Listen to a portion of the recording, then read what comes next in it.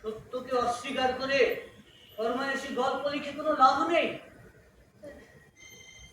সত্যি তো, চারপাশে এত মিথ্যের বেসাতি, মিথ্যে প্রতিশ্রুতি, শুধু মিথ্যে আর মিথ্যে।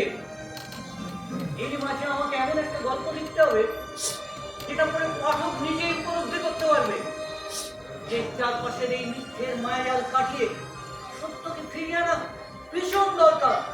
আমাকে সেই গল্প লিখতেই হবে, লিখতেই হবে, আমাকে সেই গল্প লিখতেই হবে। এটা আমার লড়াই।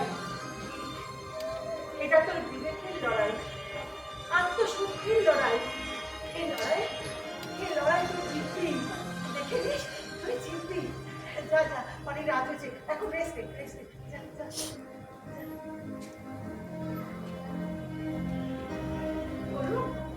করু এখন এদিকে আয়। করে সূর্যটাকে কি সুন্দর লাগছে না? ও তো রোজই ওঠে, কিন্তু কেন জানি না মনে হচ্ছে ও যেন আজ সকালে